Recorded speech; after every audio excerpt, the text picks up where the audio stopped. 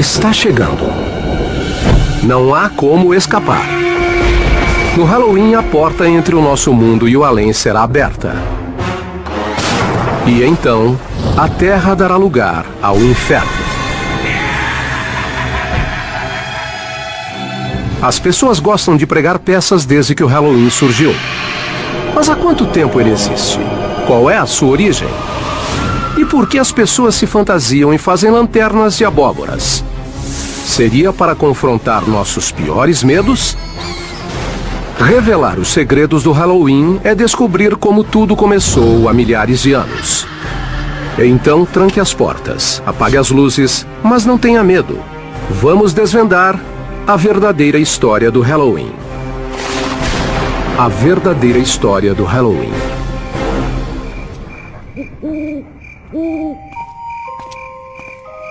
Como descrever o Dia das Bruxas sem parecer maluco? Crianças mascaradas batem à nossa porta e nos ameaçam. Em troca, nós lhes damos doces. Mas por quê? Por que esculpimos rostos em abóboras e colocamos velas dentro delas? E por que enfeitamos a casa com tumbas e caixões? A verdade é que sentimos grande prazer em assustar uns aos outros e matar de medo. No Halloween você é outra pessoa, serve para sair de sua própria pele. E acho que toleramos isso porque sabemos que é só por uma noite.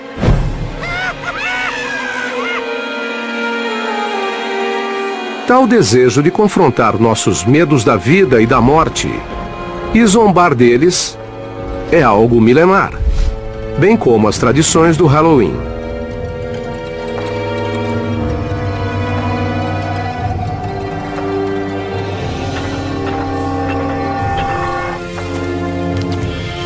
Quando o Halloween teve início? A origem dessa data vem do calendário celta, quando as antigas tribos celtas dividiram o ano entre metade luz e metade trevas.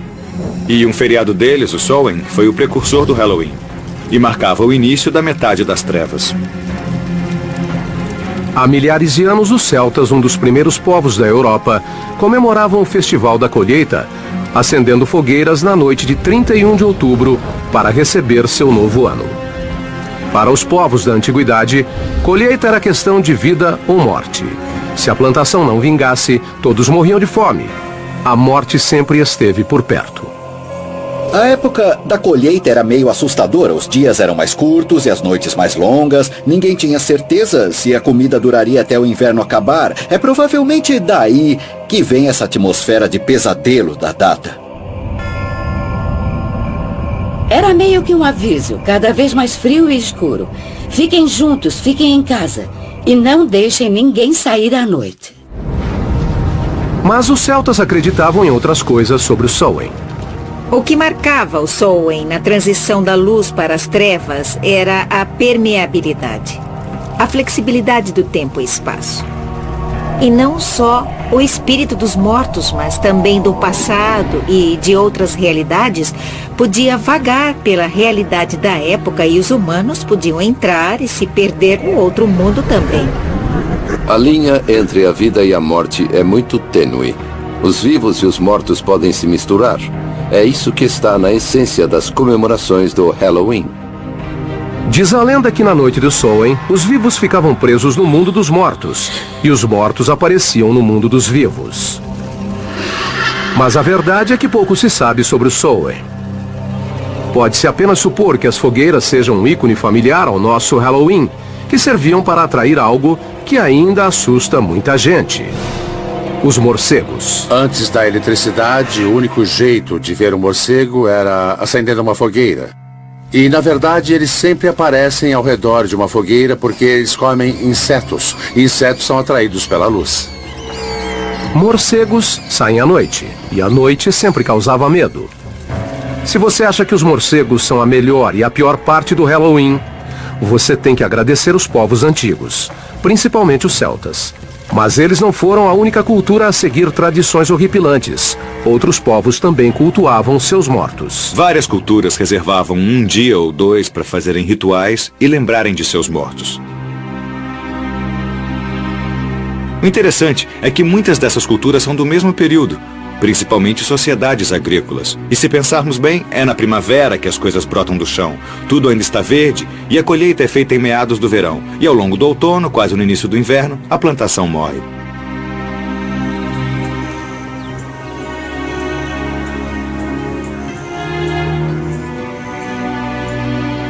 Mas como essa antiga tradição sobreviveu à era moderna? Na cultura ocidental, entre todos os povos, ela foi cultivada principalmente pelos cristãos.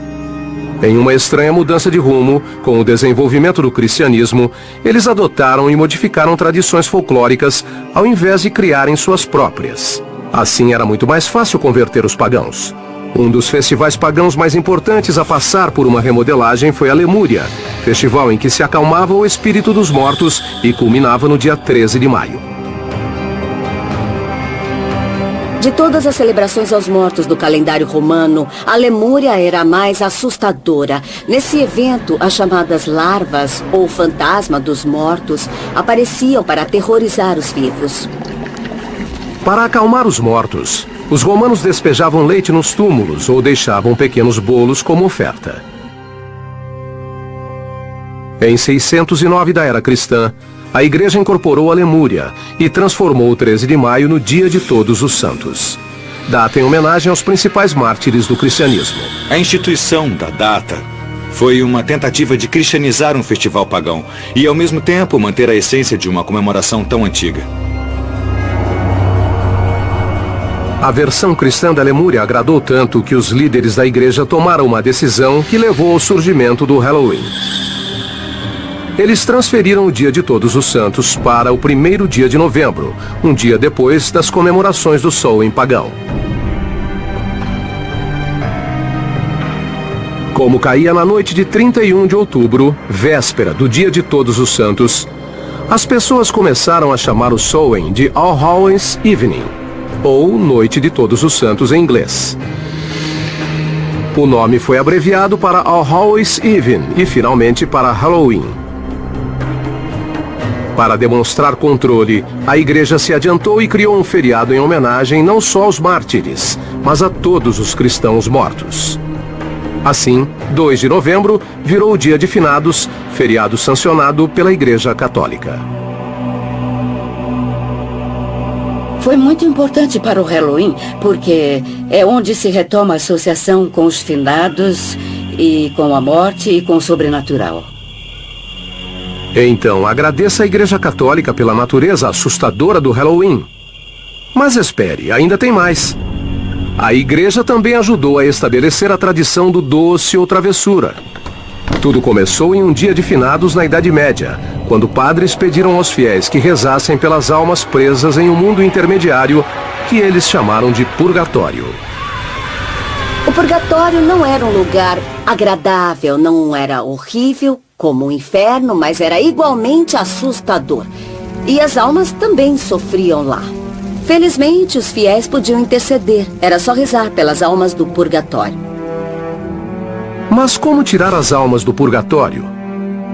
De acordo com a Igreja Católica, se os fiéis rezassem o bastante, poderiam mandar uma alma para o céu.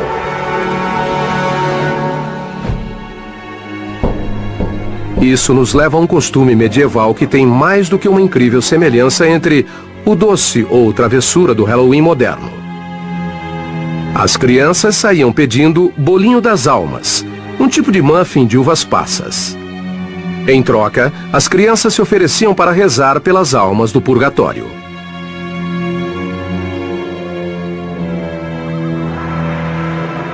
Tal precursor do doce ou travessura se tornou uma obsessão para os cristãos da era medieval, bem como outra característica essencial do Halloween: as bruxas.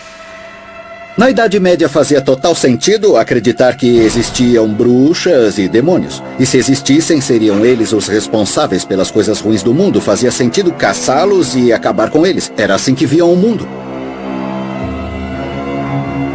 Uma histeria coletiva no século XVI ajudou a confirmar a aparência das bruxas, que para muitos é o ícone do Halloween. Geralmente mulheres, as bruxas eram vistas como ajudantes de Satã. Elas eram algo como curandeiras e as lendas foram passando oralmente ao longo das gerações. Até que, em algum momento, isso começou a levantar suspeitas entre os religiosos com quem conviviam. Muitos dos símbolos associados a essas mulheres, que geralmente viviam sozinhas e deviam ser meio excêntricas, se tornaram símbolos associados à bruxaria. À medida que cada vez mais mulheres eram acusadas de bruxaria, seus utensílios de cozinha ganharam dimensões sinistras e se tornaram ícones do Halloween. Até mesmo algo mundano como uma vassoura passou a ser instrumento de maldade, bem como meio de transporte. Outro item presente nesse imaginário era o utensílio em que elas faziam malignas poções: o caldeirão. O caldeirão era um utensílio comum, algo que todo mundo tinha em casa na Idade Média. Era um utensílio básico de cozinha. Já o chapéu pontudo é uma variação de um chapéu da mulher do campo da era medieval. E claro, tem o traiçoeiro e misterioso companheiro de olhos brilhantes, o gato. Não surpreende que os gatos sejam associados a bruxas e ao Halloween. Eles são meio enigmáticos, não dá pra saber o que se passa na cabeça deles. Além disso, ficavam perto do fogão a lenha e das vassouras, e por isso são associados à bruxaria e também ao Halloween. Gatos pretos e bruxas, tumbas e fantasmas. Os elementos do maior e mais assustador festival dos Estados Unidos começavam a tomar forma. Tais ícones logo ganhariam o resto do mundo e ajudaram a criar a mística que conhecemos até hoje.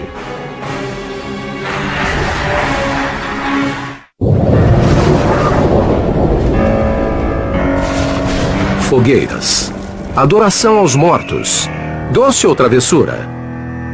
Os elementos do Halloween moderno já assustavam as pessoas no início do século XVII, mas ainda não haviam sido reunidos em uma data específica. A história logo começaria a consolidá-los e dar vida a uma estranha celebração da morte. É um feriado dedicado à morte. Seja a ameaça da morte em caso de uma colheita ruim, seja o final de uma tarefa e o começo de outra. Essa ideia de ciclo infinito de vida, morte e renovação faz parte de muitas datas comemorativas e não só do Halloween. Essa época viu a contínua influência de um dos ícones mais coloridos do Halloween, a máscara, que surgiu quase ao mesmo tempo que outra tradição do evento, a destruição. Alguns foliões mais exaltados também se embriagavam no dia de Todos os Santos e ameaçavam aqueles que não lhes dessem comida ou bebida. As máscaras serviam para esconder a identidade. As fronteiras entre os vivos e os mortos, e entre as regras sociais e a anarquia, ficavam estreitas na noite do Halloween. Na Inglaterra, eles cultivavam tradições específicas como vestir fantasias e bater de casa em casa apresentando pequenas peças. Ao final da apresentação, eles ganhavam o que comer e às vezes dinheiro. Seria um doce ou travessura? Não exatamente, mas a semelhança é evidente. Na Inglaterra do século XVII, muitos desses costumes aconteciam somente nas áreas rurais. Mas logo ganharam força na cidade graças a um terrorista católico chamado Guy Fawkes. Em 5 de novembro de 1605, Fawkes tentou explodir o parlamento inglês usando 36 barris de pólvora. Guy Fawkes foi julgado, condenado e enforcado. Segundo a lenda, seu corpo foi drenado e esquartejado e os pedaços foram lançados ao fogo. No ano seguinte, no aniversário do fracasso do plano, as crianças de Londres zombaram da memória de Guy Fawkes, promovendo o caos nas ruas, saindo em desfile, pedindo prendas e acendendo fogueiras. Hoje, na Inglaterra, esse é chamado o Dia de Guy Fawkes, ou a Noite da Fogueira. O dia de Guy Fawkes é em 5 de novembro, bem perto do dia de Halloween, e grande parte da energia concentrada no Halloween vinha do dia de Guy Fawkes. Embora ainda não fosse Halloween, todas as características estavam ali. crianças e adultos aproveitando a escuridão para se soltarem. Será que essa forma de celebração pagã conseguiria atravessar o Atlântico e macular o santuário do Novo Mundo? Não, se os puritanos chegassem antes. Os puritanos criavam sua visão de mundo inspirados na Bíblia. E na Bíblia você não encontra apenas Deus, mas o mal, os demônios, anjos, todo tipo de entidades sobrenaturais. E é nisso que eles prestavam atenção. Nas forças maléficas, na maldade. Para os puritanos da Nova Inglaterra, o sobrenatural era uma terrível força do mal, e não apenas uma inofensiva superstição que inspirou um feriado. Apesar do esforço para matar a tradição do Halloween, alguns adeptos da comemoração do dia de Guy Fawkes desembarcaram na América. Outros colonizadores toleravam e até aceitavam as tradições que os puritanos tanto temiam. E assim, foram plantadas as sementes do evento que logo se tornaria o Halloween americano. Encontramos fragmentos aqui e ali, pessoas celebrando ou fazendo festas à fantasia, mas é muito difícil apontar com certeza o que deu origem às festividades de Halloween. Por exemplo, em 1833, há um texto que descreve o Halloween não como uma festa, mas uma reunião de pessoas contando histórias de terror ao redor da fogueira. Até que uma característica assustadora, a figura do espírito ou fantasma, se juntaria a bruxas e esqueletos em uma macabra dança de Halloween.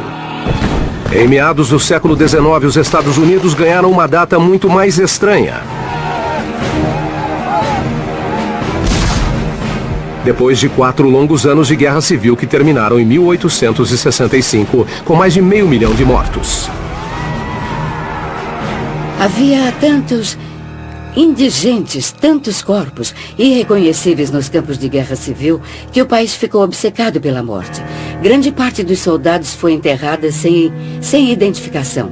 Ninguém sabe o que aconteceu com eles. E a população achava que eles poderiam voltar, que talvez não estivessem mortos.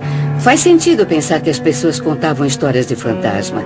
E as primeiras histórias desse tipo eram sobre soldados que voltavam para casa. Foi nessa época que o Halloween teve início nos Estados Unidos. Depois da Guerra Civil, quando imigrantes escoceses e irlandeses levaram seus costumes rurais do Velho para o Novo Mundo e ajudaram a estabelecer tradições de Halloween genuinamente americanas. Os escoceses não achavam essa noite tão medonha assim. Naquela época, a figura do bicho-papão ainda nem existia. O bicho-papão era a denominação geral para uma entidade amórfica que assustava crianças. Se escondia embaixo da cama, batia na janela e ficava à espreita em cercas e portões. As crianças acreditavam que o bicho-papão morava no portão e que na noite de Halloween, quando elas cruzassem aquele portão, ele estaria sentado ali esperando para pegá-las. A lanterna de abóbora, marca registrada do Halloween, também começou como uma tradição europeia. Mas a primeira versão não foi esculpida em uma abóbora. Existe uma lenda sobre um homem apelidado de Jack Miserável. Jack era um encrenqueiro e foi um homem tão ruim que conseguiu ser expulso do inferno, o que não é muito fácil de conseguir. Mas o diabo teve pena dele e lhe deu uma brasa de carvão tirada do fogo do inferno, para que ele se guiasse. Jack pegou a brasa, colocou dentro de um nabo sem miolo e saiu andando por aí. Foi assim que surgiu a lenda de Jack e a lanterna.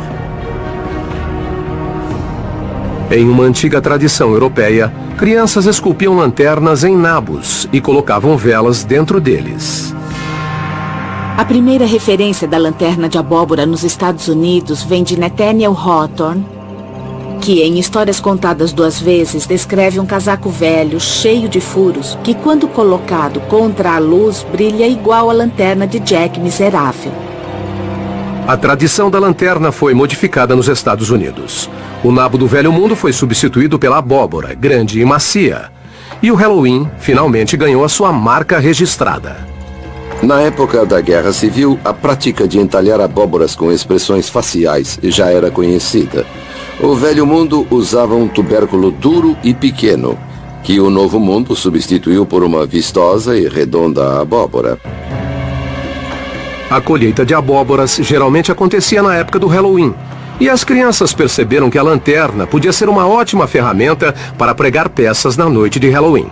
As crianças viram como era legal fazer lanternas. Era só pegar uma abóbora, tirar o miolo e colocar uma vela dentro. Depois espetavam um cabo nela, cobriam com um lençol e saíam por aí assustando. Ver uma figura dessas pela janela é algo que dá muito medo. A lanterna de abóbora se tornou o rosto do Halloween. Além disso, os imigrantes escoceses e irlandeses levaram para a América uma mistura de brincadeira e vandalismo na prática de jogar pedra nas casas. No Halloween, no início do século XX, a juventude americana esperava ansiosa por uma noite cheia de confusões e enrascadas.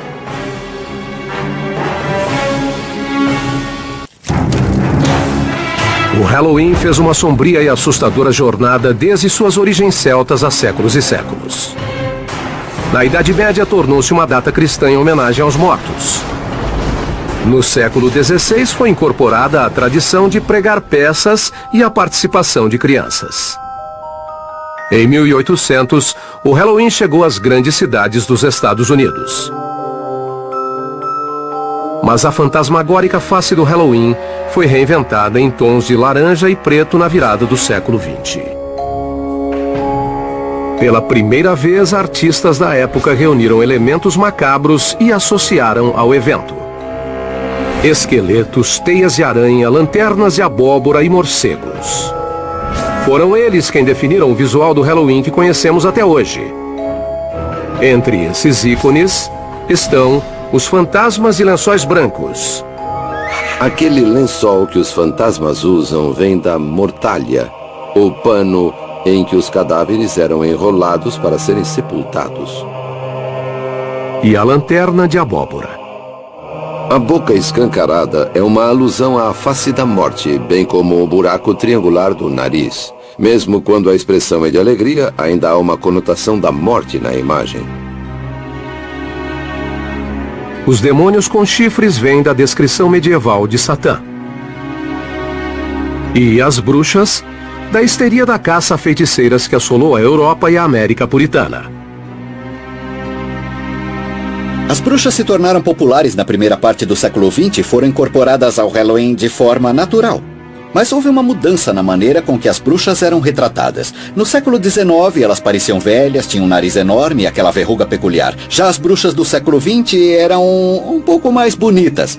E isso torna o Halloween não menos assustador, mas um pouco mais malicioso. E além de modernizar antigas tradições, o Halloween também criou novos costumes, embora mais macabros. Será que a festividade perdeu sentido na virada do século?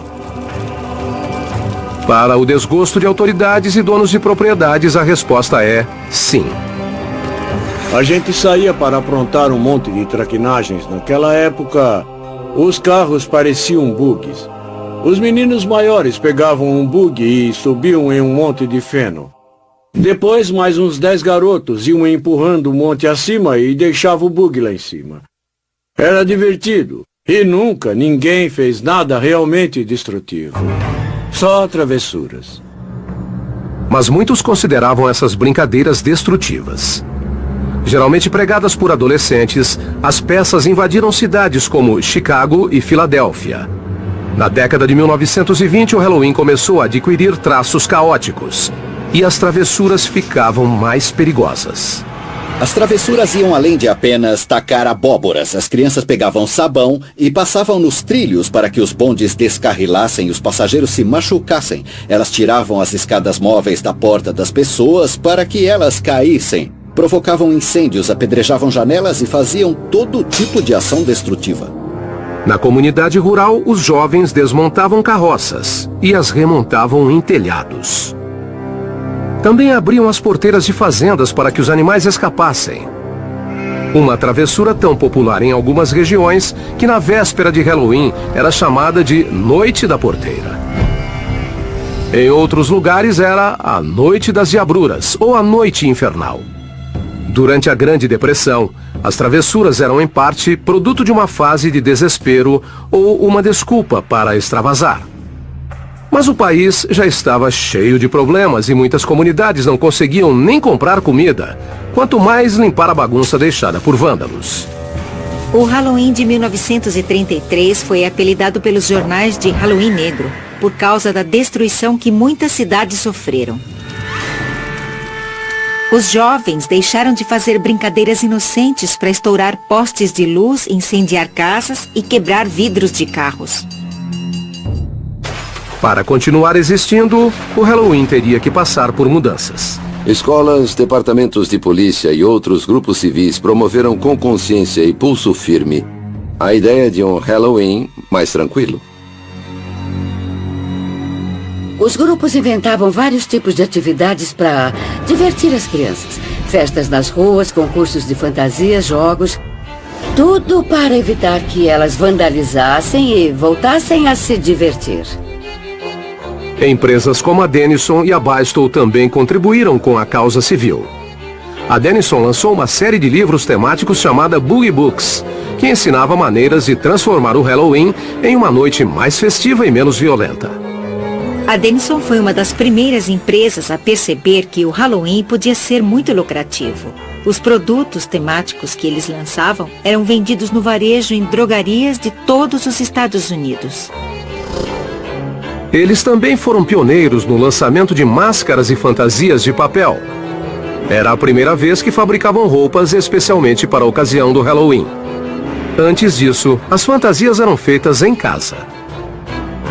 Quando eu era criança, não existia fantasia de Halloween como existe hoje. A gente vestia um casaco com jeans ou uma roupa mais surrada e ninguém saía para comprar uma vestimenta especialmente para a ocasião. A gente dava um jeito de se vestir e chamar atenção.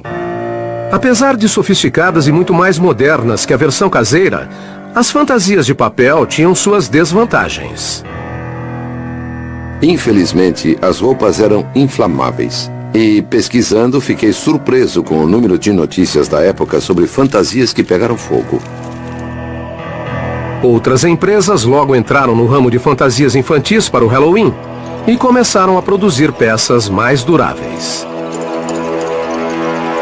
A Sears começou a vender fantasias por volta de 1930 e não parou mais. As fantasias eram inspiradas em coisas engraçadas e até personagens de radionovelas. Havia modelos para festas, para desfiles na rua, para festas na escola e na igreja. O Halloween virou um grande evento social.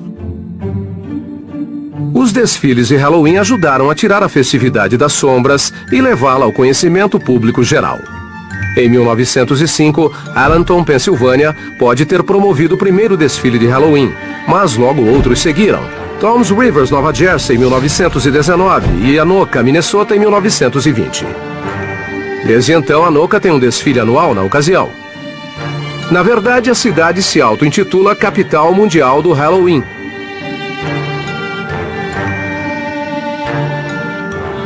Todos os esforços locais para acabar com o vandalismo deram certo, mas o Halloween ainda precisava de uma tradição mais sólida.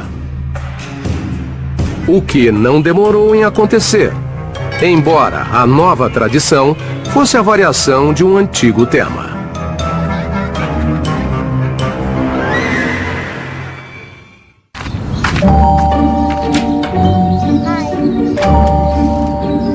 Doce ou travessura? A frase é sinônimo de quilos e quilos de guloseimas dentro de fronhas e abóboras de plástico na noite de 31 de outubro. Embora seja uma tradição milenar, a frase doce ou travessura não tem mais que 100 anos de existência.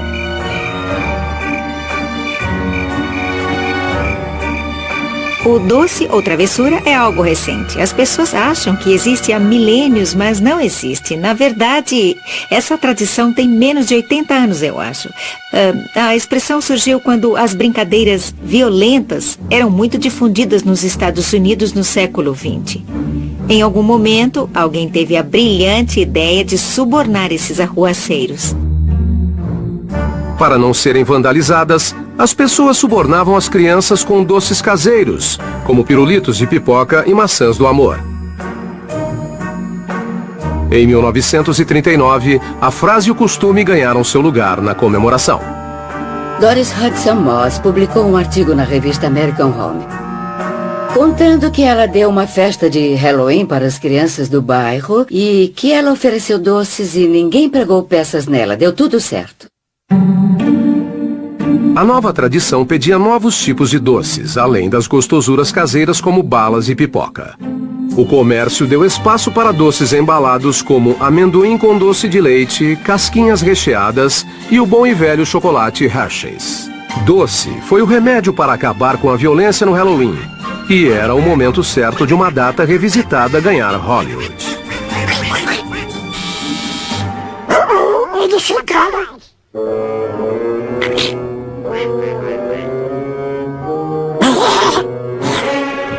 Olá, meninos! Doce travessura! Pra você e pra você. Obrigado, Donald! O Halloween tornava-se um fenômeno cultural. Um festival nacional com milhões de pessoas celebrando a alegria de ganhar toneladas de doce industrializado. Eu adorava o Halloween quando era criança. Eu participava de tudo. Adorava os rituais, adorava as travessuras, as diabruras que eu fazia. Adorava me fantasiar, pedir doces nas casas e também tinham as festas. Era tudo fantástico. Em 1996, o Halloween encontrou o caminho por onde todas as culturas passam. A televisão. A nova onda pop chegou ao horário nobre e os Estados Unidos saíram em busca de doces com a turma do Charlie Brown. A ideia da Grande Abóbora surgiu nos quadrinhos e, quando o Charlie Schulz decidiu que seria engraçado se uma das crianças confundisse algum feriado. E é por isso que todo ano o Lino visitava a plantação de abóbora. Bem-vinda, Grande Abóbora. Pra quem que você tá escrevendo, Lino? Esta é a época do ano em que eu escrevo para a Grande Abóbora. Na noite de Halloween, ela sai da plantação de abóbora e voa carregando sacolas cheias de brinquedos para todas as crianças do mundo. Você ficou louco? Quando é que você vai parar de acreditar nessas coisas inventadas? Quando você parar de acreditar naquele homem de roupa vermelha e barba branca. A televisão e os quadrinhos mais famosos dos Estados Unidos deram ao Halloween um selo informal de aprovação. Nunca na história a data havia sido tão popular. Durante séculos, foliões usaram máscaras e fantasias para esconder a identidade. Hoje trata-se de um negócio multimilionário. A Halloween Towns, em Burbank, Califórnia, é a mais famosa das lojas temáticas. Funciona o ano todo e atende com satisfação clientes que precisam se disfarçar. Inauguramos a loja há 10 anos e queríamos fazer algo especial, então decidimos abrir o ano inteiro uma loja permanente, com um ambiente assustador e produtos de qualidade. Isso deixa os clientes com vontade de fazer compras de Halloween. A loja está repleta de produtos temáticos, mas o carro-chefe da Halloween Towns é a máscara. Temos dezenas de máscaras. Temos as melhores máscaras de zumbis e de palhaços. Máscaras e fantasias sempre foram ótimas desculpas para se liberar, para mudar de comportamento. E uma festa como Halloween, em que todos se fantasiam, é mais do que perfeita. Quando eu era criança, adorava máscaras, mas as lojas locais geralmente vendiam umas máscaras de plástico mole que logo perdiam a forma. Com o passar do tempo, a brincadeira virou uma forma de arte e os técnicos gastam horas modelando e pintando. Hoje é possível comprar um modelo de qualidade similar às máscaras do cinema. E disso Wayne Todd entende. Ele é técnico de efeitos especiais de grandes estúdios. Nossos clientes exigem produtos de altíssima qualidade e fazemos o máximo para satisfazê-los. Temos fantasias finas, coletes e todo tipo de acessório que não se encontra em qualquer lugar. É nossa especialidade. Seja lá o que você procura, a gente tem. As modernas máscaras e fantasias de hoje são muito diferentes dos demônios, bruxas, esqueletos e fantasmas genéricos dos anos 60. Foi nessa época que o figurino do Halloween começou a mudar. Hollywood influenciava o que as crianças vestiam, transformando-as em seus personagens de TV e cinema prediletos. Hoje, essa tendência virou uma obsessão. Franquias como A Hora do Pesadelo, Pânico e Halloween inspiram uma crescente legião de crianças vestidas para matar. Vestir a máscara do assassino do fantasma do esqueleto dá à criança uma sensação de poder e segurança. Pois o monstro não pode te pegar se você for o monstro naquele instante. Máscaras de maníacos fazem parte dos costumes em evolução. A única regra hoje é que não existem regras. A inspiração vem da cultura pop, religião, política e por aí vai. A indústria do Halloween satisfaz todos que quiserem entrar no espírito da celebração, com festas temáticas em locais como casas assombradas. Há 50 anos, quando alguém não tinha mais idade para pedir doce ou fazer travessura, ficava em casa dando docinho para as crianças. Não tinha muito o que fazer. Hoje a indústria de entretenimento temático é enorme. Existem cerca de 4.000 festas em casas assombradas nos Estados Unidos todos os anos.